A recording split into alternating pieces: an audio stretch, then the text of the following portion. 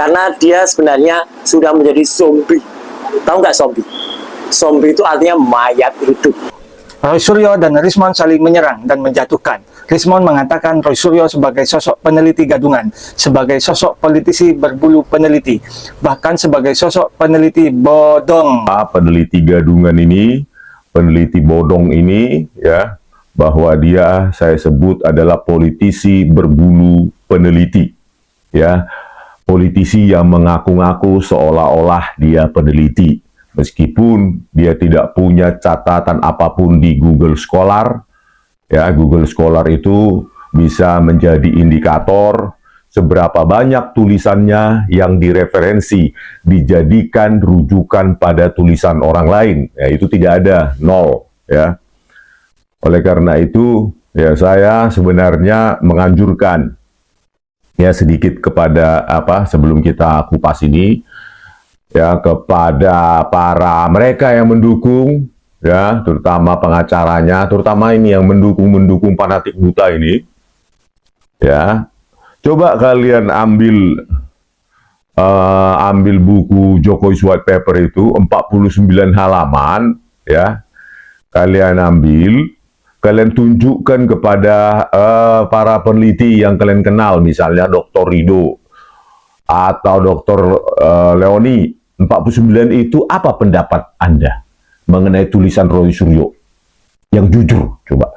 Apakah itu tulisan seorang peneliti? Apakah itu tulisan seorang fiksi? Ya, fiksioner. Ya. Itu, ya, seorang yang menulis fiksi gitu. Jadi apakah itu ilmiah atau fiksi? Itu aja minta pendapat ahli secara jujur. Ditambahkan lagi ahli yang di luar, satu lagi misalnya, jadi 3 reviewer tentang tulisan Pak Roy Suryo 49 halaman ini, gitu loh. Jadi itulah rujukan kalian untuk bernalar. Sedangkan Roy Suryo mengatakan Rismond sebagai mayat hidup atau zombie Jepang, bahkan sebagai dokter bodong. Nah, setelah tadi ada penjelasan dari sidang CLS di Jakarta Selatan, ya, itu gugatan dari para purnawirawan, ya, dari purnawirawan TNI yang ternyata tergugat intervensinya calonnya tidak bawa surat kuasa. Gimana dia bawa surat kuasa? Tapi masih mending mereka tidak bawa surat kuasa tapi masih hidup. Nah, saya sekali lagi ingin menegaskan bahwa saya sekali lagi tidak perlu menjawab si Omon, ya, karena dia sebenarnya sudah menjadi zombie. Tahu nggak zombie? Zombie itu artinya mayat hidup, ya. Dan itu kita nggak salah loh, karena itu sesuai dengan pengakuan dari keluarganya yang membuat surat bahwa ini si Omon ini sudah meninggalkan dunia. Kita ucapkan selamat jalan kalau sudah meninggalkan dunia. Itu ada suratnya ke Yamaguchi supaya dia nggak bayar beasiswa, ya, karena dia tidak selesai S3-nya di Yamaguchi, doktor nya itu bodong, ya, dan dia tidak pernah ngambil S2 atau magister nya. Dan sekali lagi, saya tidak perlu menjawab zombie. Apapun yang kamu katakan itu zong, apapun yang kamu katakan nol. Karena namanya peneliti itu bisa saja salah, tapi tidak mungkin salah itu sampai 11.000 triliun %. Terus kemudian dibalik, itu gimana bisa salah kayak gitu. Tapi yang paling penting lagi, peneliti itu harus memiliki integritas, tidak boleh bohong. Dimana ada orang yang bohong ijazahnya, bohong kehidupannya, ya. Jadi sekali lagi, kalau mau kamu keluar, jangan bohong, jangan kemudian menipu masyarakat, dan hidupkan komenmu, ya, jangan pengecut komennya tidak dihidupkan.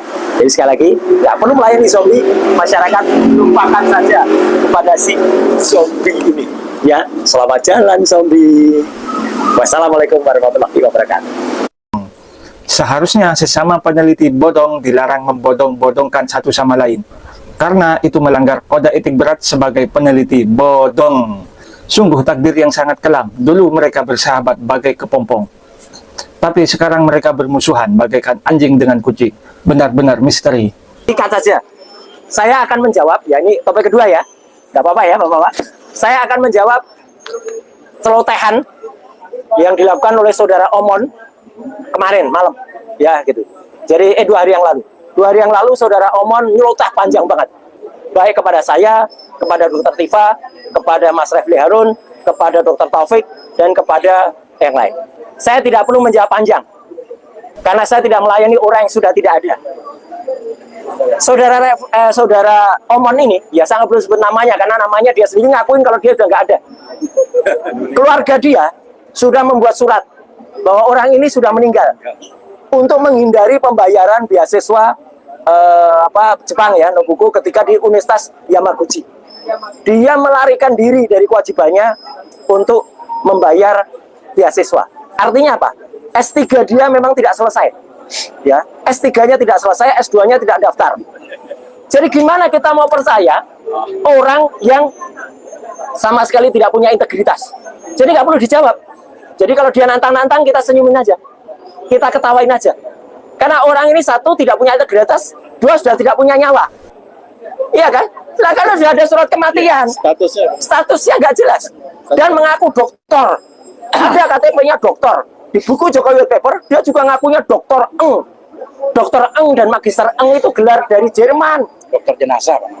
Mungkin dokter jenazah ya, dokter Jin. Itu. Jadi sekali lagi, Omon, nggak perlu kami jawab. Ya, celotehanmu panjang lebar itu, ya, nggak ada gunanya. Karena secara duniawi, menurut surat bikinan keluargamu, kamu sudah tiada. Jadi nggak perlu dijawab. Ya, nggak perlu kami ini yang masih waras menjawab itu. Oke? Peneliti gadungan ini, peneliti bodong ini, ya, bahwa dia saya sebut adalah politisi berbulu peneliti, ya, politisi yang mengaku-ngaku seolah-olah dia peneliti, meskipun dia tidak punya catatan apapun di Google Scholar, ya. Google Scholar itu bisa menjadi indikator seberapa banyak tulisannya yang direferensi, dijadikan rujukan pada tulisan orang lain. Ya, itu tidak ada, 0. Ya. Oleh karena itu, ya saya sebenarnya menganjurkan ya sedikit kepada sebelum kita kupas ini, ya, kepada para mereka yang mendukung, ya, terutama pengacaranya, terutama ini yang mendukung fanatik buta ini, ya. Coba kalian ambil buku Jokowi White Paper itu 49 halaman, ya. Kalian ambil, kalian tunjukkan kepada para peneliti yang kalian kenal, misalnya Dr. Rido atau Dr. Leoni. 49 itu apa pendapat Anda mengenai tulisan Roy Suryo? Yang jujur, coba. Apakah itu tulisan seorang peneliti? Apakah itu tulisan seorang fiksi, ya, fiksioner, ya, itu, ya, seorang yang menulis fiksi, gitu. Jadi apakah itu ilmiah atau fiksi? Itu aja minta pendapat ahli secara jujur. Ditambahkan lagi ahli yang di luar, satu lagi misalnya, jadi 3 reviewer tentang tulisan Pak Rosuryo 49 halaman ini, gitu loh. Jadi itulah rujukan kalian untuk bernalar